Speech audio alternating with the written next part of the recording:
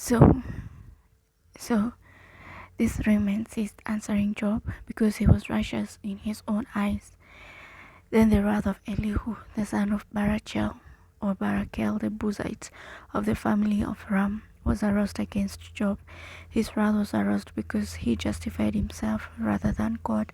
Also against his three friends, his wrath was aroused because they had found no answer and yet had condemned Job. Now, because they were years older than he, Elihu had waited to speak to Job. When Elihu saw that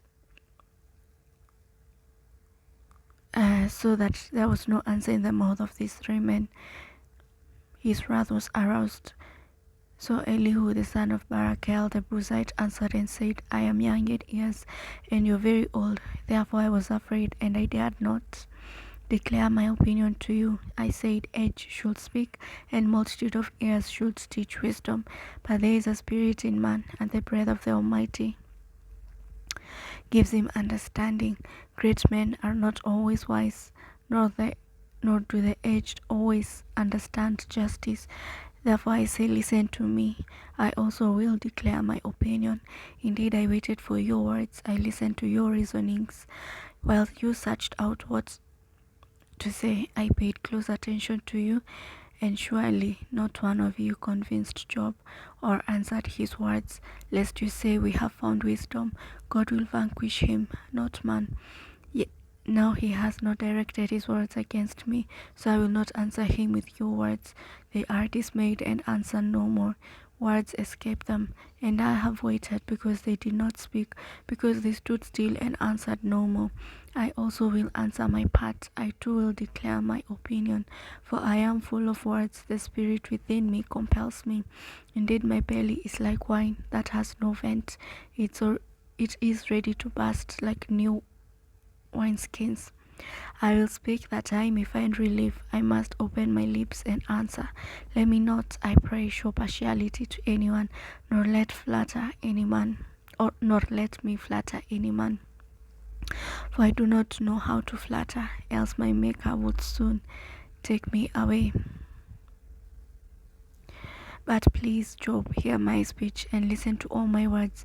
Now I open my mouth, my tongue speaks in my mouth. My words come from my upright heart. My lips utter pure knowledge. The Spirit of God has made me, and the breath of the Almighty gives me life. So if you can answer me, set your words in order before me. Take your stand. Truly I am as your spokesman before God. I also have been formed out of clay. Surely no fear of me will terrify you, nor will my hand be heavy on you. Surely you have spoken in my hearing, and have heard the sounds of your words, saying, I am pure without transgression. I am innocent, and there is no iniquity in me. Yet he finds occasions against me. He counts me as his enemy.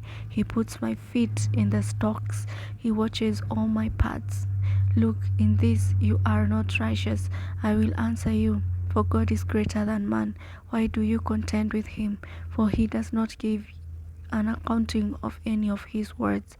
For God may speak in one way or in another, yet man For he does not give an accounting of any of his words. For God may speak in one way or in another, yet man does not perceive it. In a dream, in a vision of the night, when deep sleep falls unto men, while slumbering on their beds, then he opens the ears of men and seals their instruction, in order to turn man from his deed and conceal pride from man. He keeps back his soul from the pit, and his life from perishing by the sword. Man is also chastened with pain on his bed, and with strong pain in many of his bones, so that his life abhors bread, and his soul succulent food. His flesh wastes away from sight, and his bones stick out, which were once not seen. Yes, his soul draws near the pit, and his life to the executioners. Yes, his soul draws near the pit, and his life to the executioners. If there is a messenger for him, a mediator, one among 1,000, to show man his uprightness. Then he is gracious to him and says, deliver him from going down to the pit. I have found a ransom.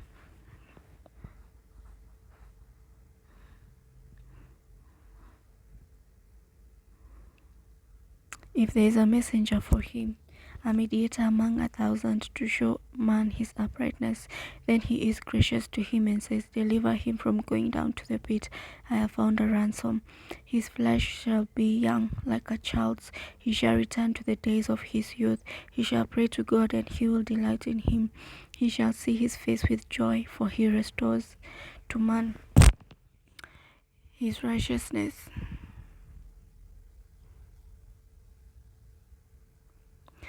Then he looks at men and says, I have sinned and perverted what was right, and it did not profit me. He will redeem his soul from going down to the pit. His life shall go, and his life shall see the light. Then he looks at men and says, I have sinned and perverted what was right, and it did not profit me. He will redeem his soul from going down to the pit, and his life shall see the light. Behold, God works all these things twice, in fact, 3 times with a man. Amen. To bring back his soul from the pit, that he may be enlightened with the light of life. Give ear, Job, listen to me. Hold your peace, and I will speak. If you have anything to say, answer me. Speak, for I desire to justify you. If not, listen to me. Hold your peace, and I will teach you wisdom.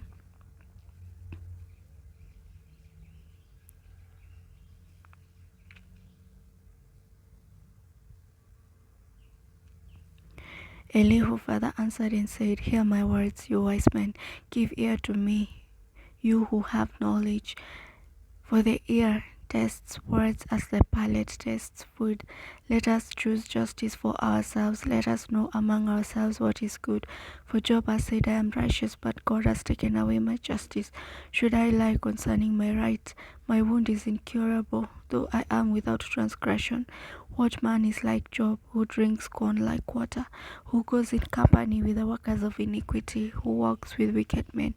For he has said, it profits a man nothing that he should delight in God. Therefore listen to me, you men of understanding. Far be it from God to do wickedness, and from the Almighty to commit iniquity. For he repays man according to his work, and makes man to find a reward according to his way. Surely God will never do wickedly, nor will the Almighty pervert justice. Who gave him charge over the earth, or who appointed him over the whole world? If he should set his heart on it, if he should gather to himself his spirit and his breath, all flesh should perish together, and man would return to dust. If you have understanding, hear this. Listen to the sound of my words. Should one who hates justice govern? Will you condemn him who is most just?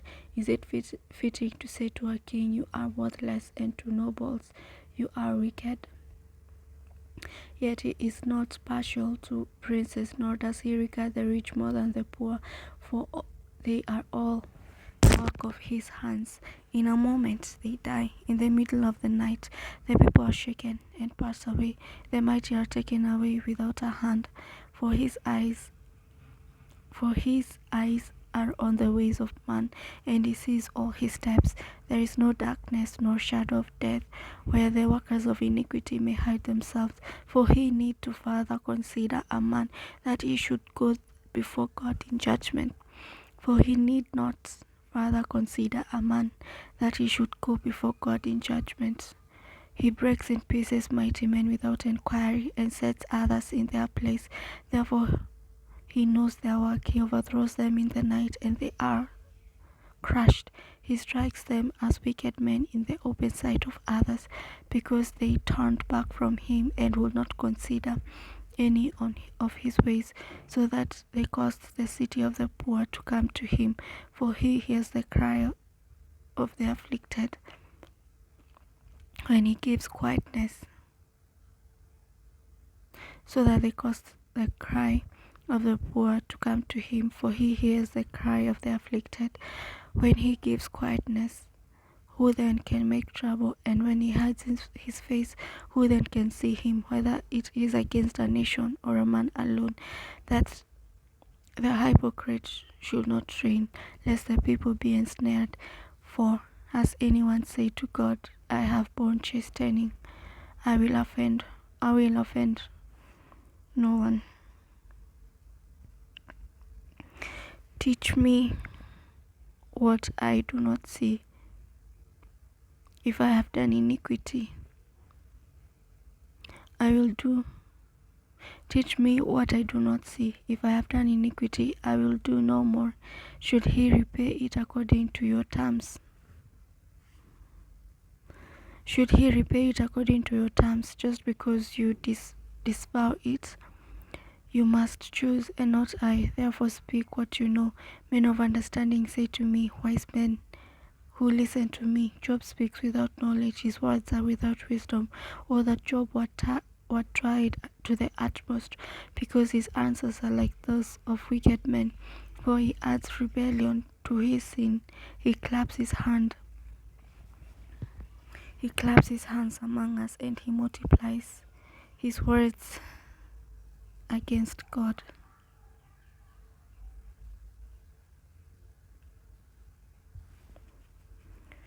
Moreover, Elihu answered and said,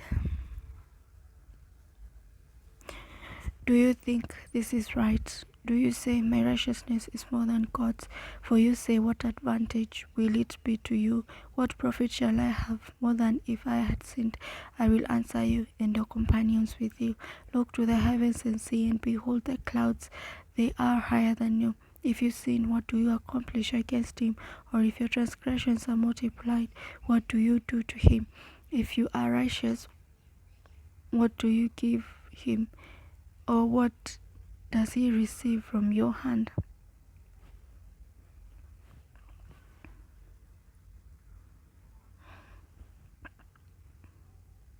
Your wickedness affects a man such as you, and your righteousness a son of man. Because of the multitude of oppressions they cry out for help, because of the arm of the mighty. But no one says, why is God my maker, who gives songs in the night, who teaches us more than the beasts of the earth, and makes us wiser than the birds of heaven? There they cry out, but he does not answer, because of the pride of evil men. Surely God will not listen to empty talk, nor will the Almighty regard it. Although you say you do not see him, yet justice is before him, and you must wait for him. And now, because he has not punished in his anger, nor taken much notice of folly, therefore Job opens his mouth in vain. He multiplies words without knowledge. Elihu also proceeded and said, bear with me a little, and I will show you that there are yet words to speak on God's behalf. I will fetch my knowledge from afar. I will ascribe righteousness to my Maker. For truly my words are not false. One who is perfect in knowledge is with you. Behold, God is mighty, but despises no one. He is mighty in strength of understanding. He does not preserve the life of the wicked, but gives justice to the oppressed. He does not withdraw his eyes from the righteous, but they are on the throne with kings. He does not withdraw his eyes from the righteous, but they are on the throne with kings. For he has seated them forever, and they are exalted.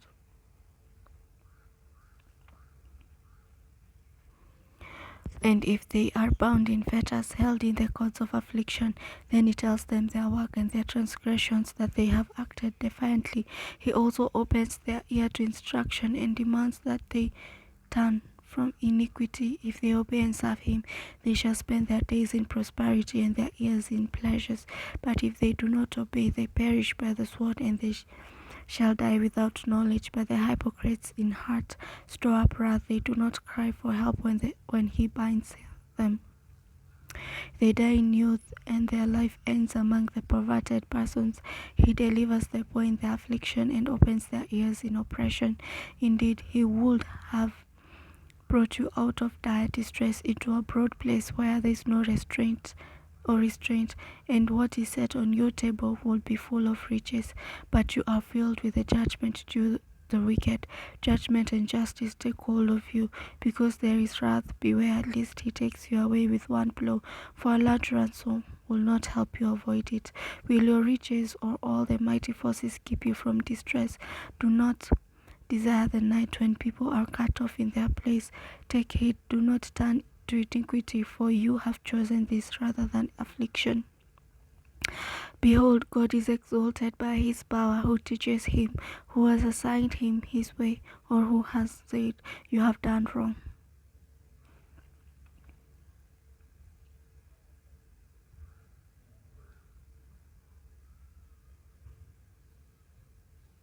Remember to magnify his work, of which men have sung. Everyone has seen it. Man looks on it from afar. Behold, God is great, and we do not know him, nor can the number of his years be discovered. For he draws up drops of water, which distill as rain from the mist, which the clouds drop down and pour abundantly on men. Indeed, can anyone understand the spreading of clouds, the thunder from his canopy? Look, he scatters his light upon it, and covers the depths of the sea. For by this he judges the peoples, He gives food in abundance. He covers his hands with lightning and commands it to strike. He covers his hands with lightning and commands it to strike. He covers his hands with lightning and commands it to strike. His thunder declares it, the cattle also concerning the rising storm.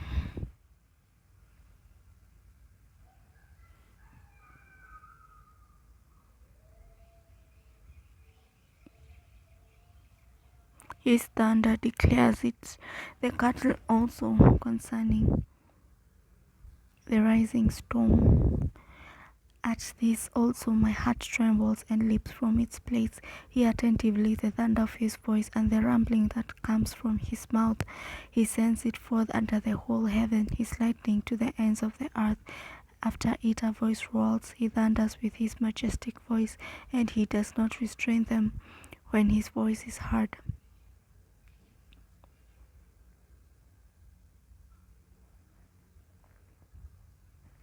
God thunders marvelously with his voice. He does great things which we cannot comprehend.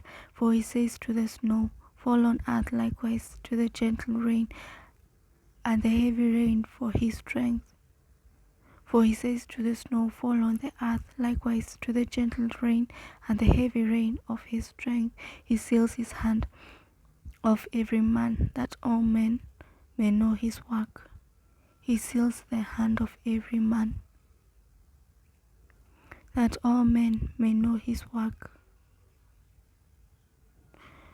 The beasts go into dens and remain in their lairs. From the chamber of the south comes the whirlwind, and the cold from the scattering winds of the north. And from the cold from the scattering winds, by the breath of God ice is given, and broad waters are frozen. Also with moisture he saturates the thick clouds. He scatters his bright clouds, and they swirl about, being turned by his guidance, that they may do whatever he commands them on the face of the whole earth.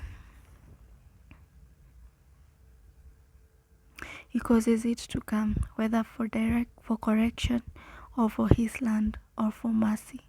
Listen to this, O Job. Stand still and consider the wondrous work of God.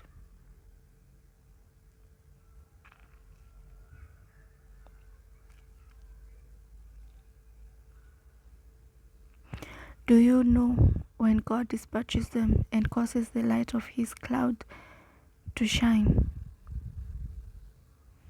Do you know how the clouds are balanced, this wondrous works of him who is perfect in knowledge? Why are your garments hot when he quiets the earth by the south wind?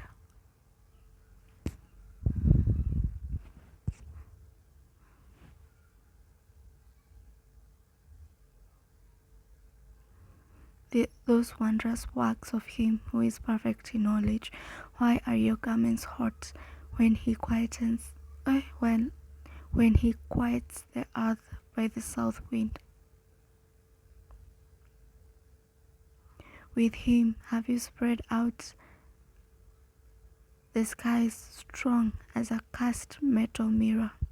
With him have you spread out the skies strong as a cast metal mirror. Teach us what we should say to him, for we can prepare nothing because of darkness.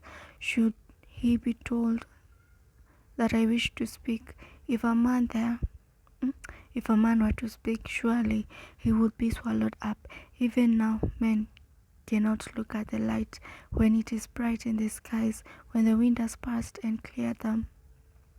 He comes from the north as golden splendor with God. His awesome majesty. He comes from the north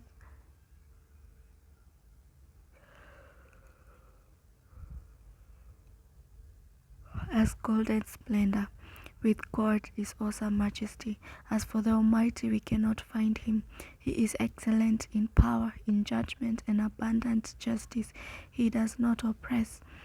Therefore men fear him. He shows no partiality to any who are wise of heart.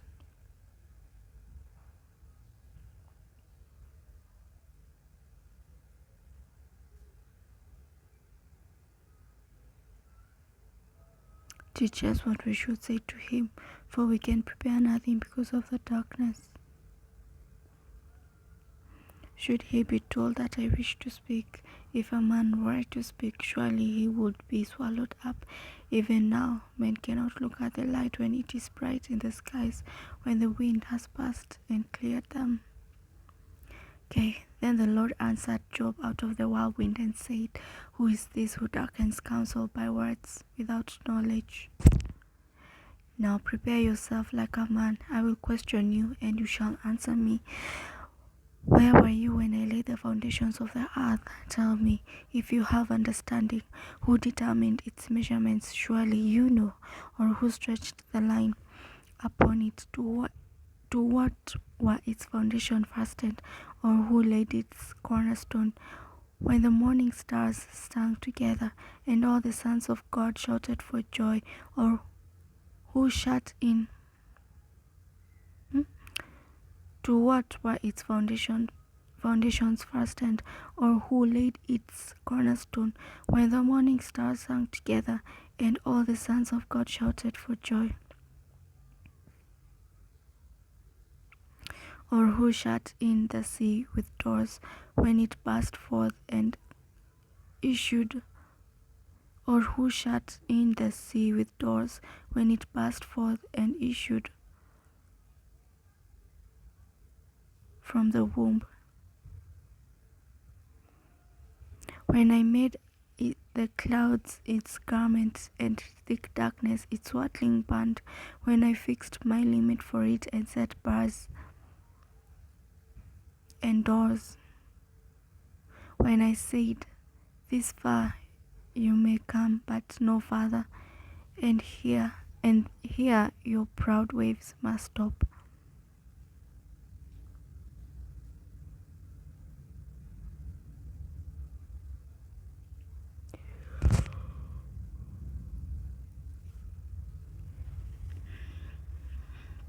Have you commanded the morning since your days began, and caused the dawn to know its place, that it might take hold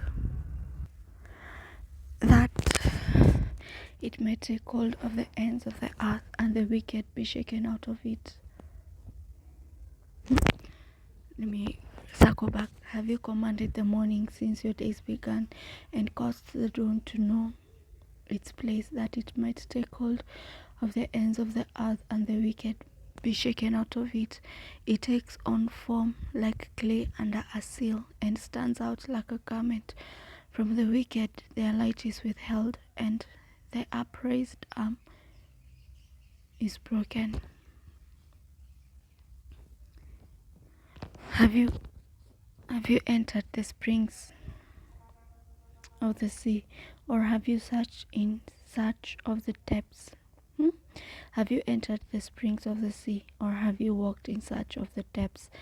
Have the gates of death been revealed to you, or have you seen the doors of the shadow of death?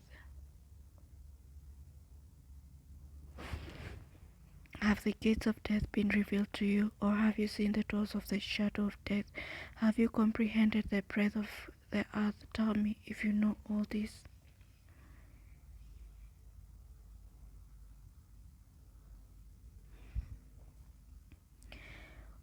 Where is the way of the dwelling of light and darkness? Where is the way of the dwelling of light and darkness? Where is it? Where is its place, that you may take it to its territory, that you may know the paths to its home?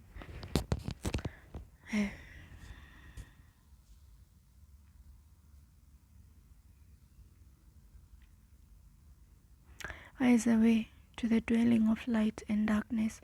Where is its place, that you may take it to its territory, that you may know the paths to its home? Do you know it because you were born then? Or do you know it because you were born then, or because the number of your days is great? Have you entered the treasury of snow, or have you seen the treasury of hail, which I have reserved for the time of trouble, for the day of battle and war? By what way is light diffused, or the east wind scattered over the earth?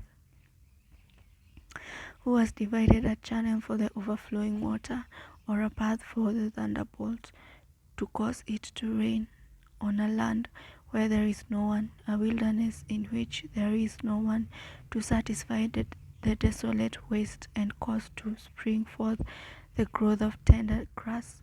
Has the rain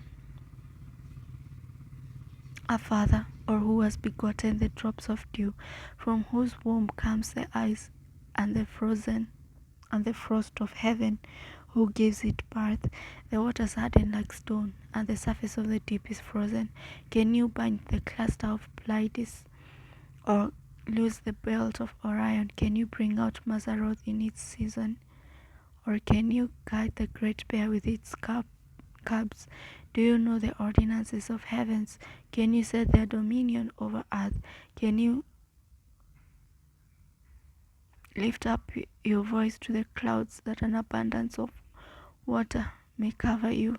Can you send out lightnings, that they may go and say to you, here we are? Who has put wisdom in the mind, or who has given understanding to the heart? Who can number the clouds by wisdom, or who can pour out the bottles of heaven? When the dust hardens in clumps, and the clouds cling together,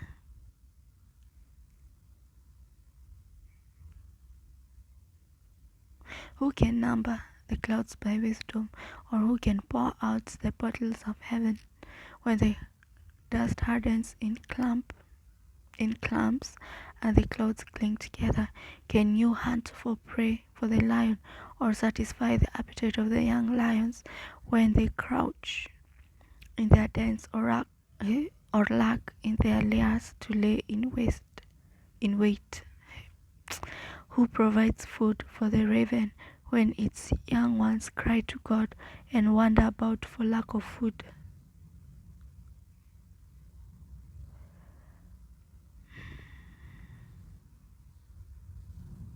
Do you know what time? Moreover, no. Do you know the time when the wild mountain goats bear young? Or can you mark when the deer gives birth? Can you number the months that they fulfill? Or do you know the time when they bear young? They bow down, they bring forth their young, they deliver their offspring. Their young ones are healthy, they grow strong with grain, they depart and do not return to them. Who set the wild donkey free? Who loosed the bonds of the onaga? whose home I have made in the wilderness, and the barren land his dwelling. He scorns the tumult of the city. He does not heed the shouts of the driver. The range of the mountains in his pasture. The range of the mountains is his pasture, and he searches for every green thing. Will the wild ox be willing to serve you? Will he bed by your manger? Can you bind the wild ox in the furrow with ropes, or will he plow the valleys behind you? Can you bind the wild ox in the furrow with ropes, or will he plow the valleys behind you? Will you trust him because his strength is great, or will you leave your labor to him? Will you trust him to bring home the grain and gather it to your threshing floor?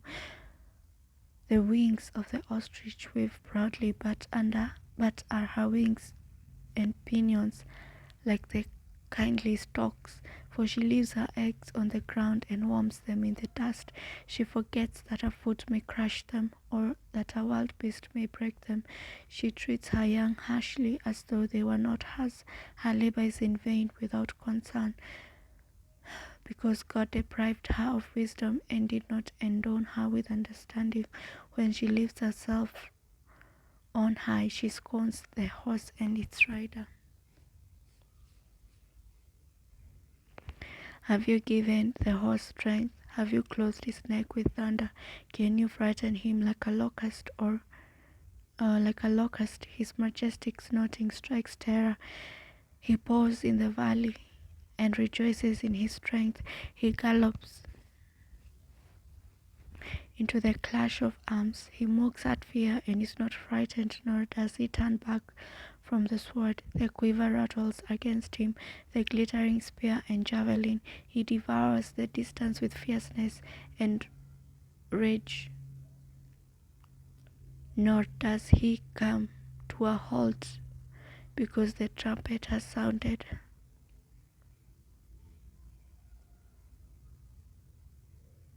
At the blast of the trumpet, he says, "Aha!" He smells the battle from afar, the thunder of captains and shouting.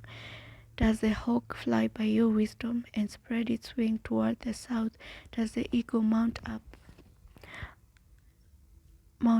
at your command and makes its nest on high? On the rock it dwells and resides, on the crag of the rock and the stronghold. From there it spies out the prey. It spies out the prey. Its eyes observe from afar. Its young ones suck up blood, and there its young ones suck up blood. And where the slain are, there it is.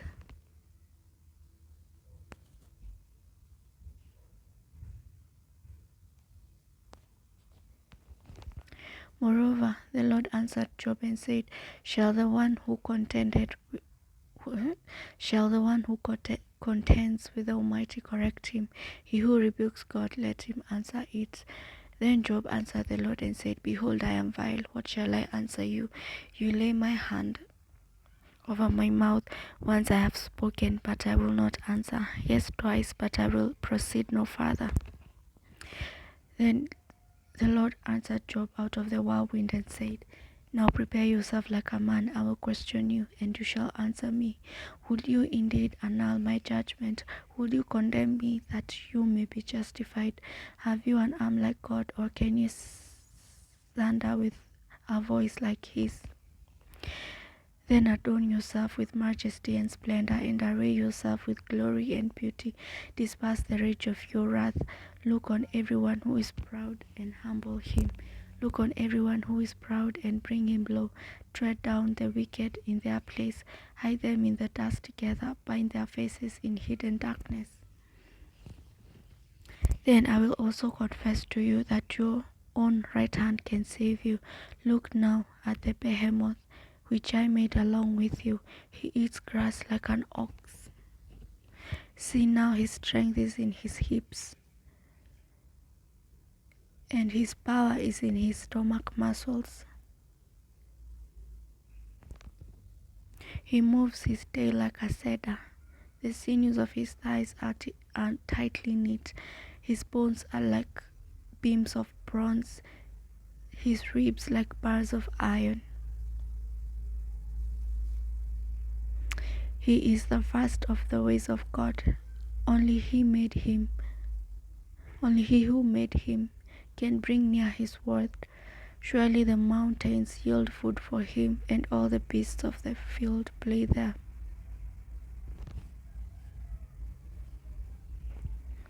He lies under the lotus trees in a covert of reeds and marsh.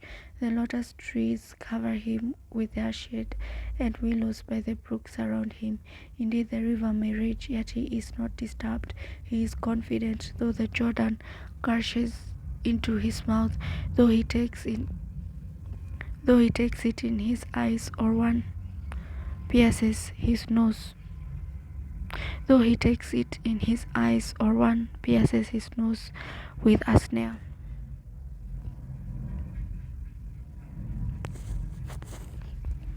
Can you draw out Leviathan with a hook, or snare his tongue with a line which you lower? Can you put a reed through his nose, or pierce his jaw with a hook? Will he make any supplications to you? Will he speak softly to you? Will he make a covenant with you? Will you take him as a servant forever? Will you play with him as with a bird, or will you leash him from your maidens? Will your companions make a banquet of him? Will they apportion him among the merchants? Can you fill his skin with harpoons, or his head with fishing spears? Lay your hand on him, remember the battle. Never do it again. Indeed, any hope of overcoming him is false. Shall one not be overwhelmed at the sight of him?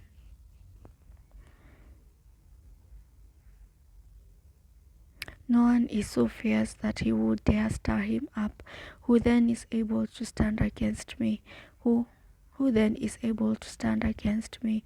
Who has preceded me, that I should pay him? Everything under heaven is mine.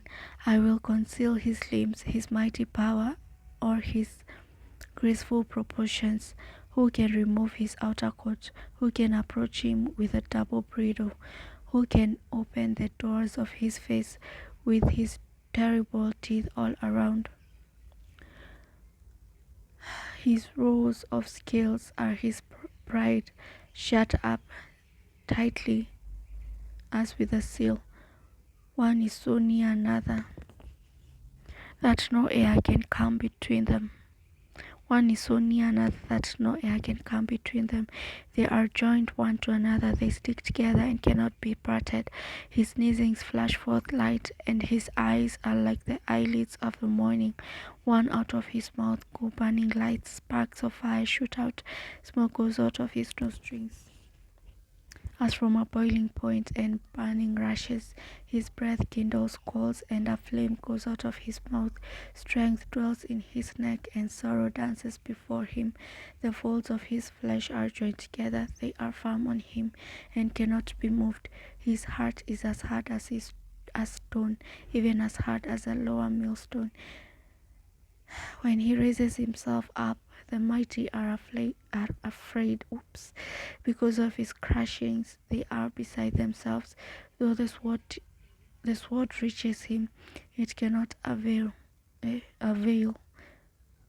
the sword reaches him, it cannot avail, nor does spear, dart, or javelin.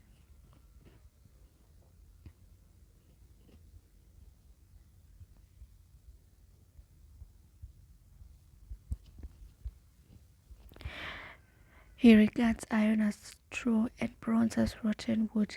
The arrow cannot make him flee. Sling stones become like stubble to him. Darts are regarded as straw. He laughs at the threat of javelins.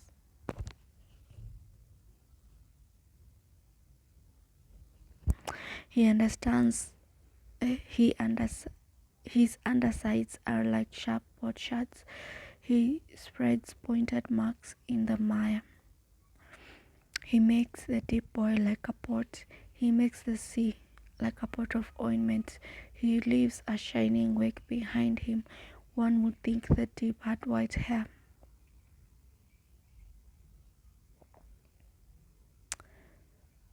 On earth there is nothing like him, which is made without fear. He beholds everything, every high thing. He is king over all the children of pride.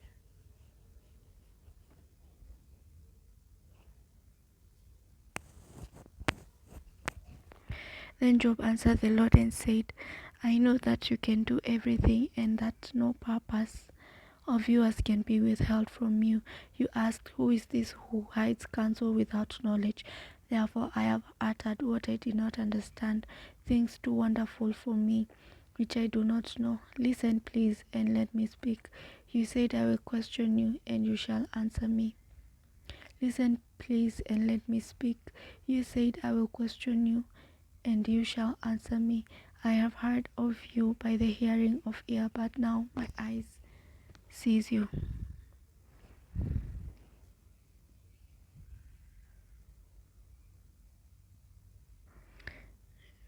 Listen, please.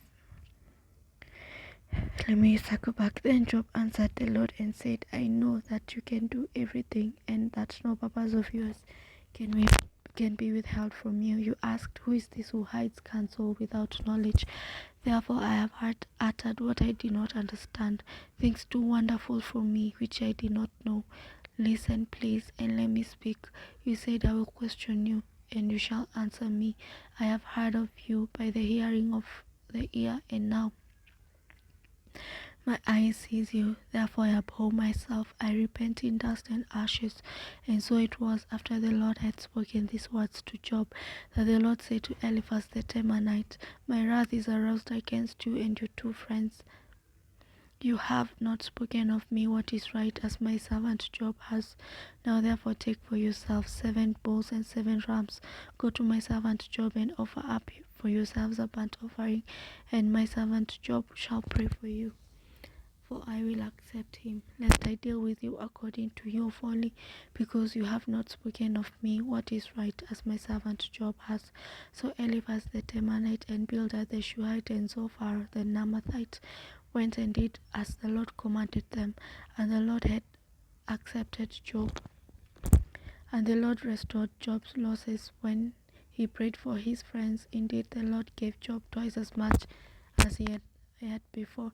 Then all his brothers and all his sisters and all those who had been his acquaintances before came to him and ate the food with him in his house, and they consoled him and confronted him for all the adversity that the Lord has brought up upon him.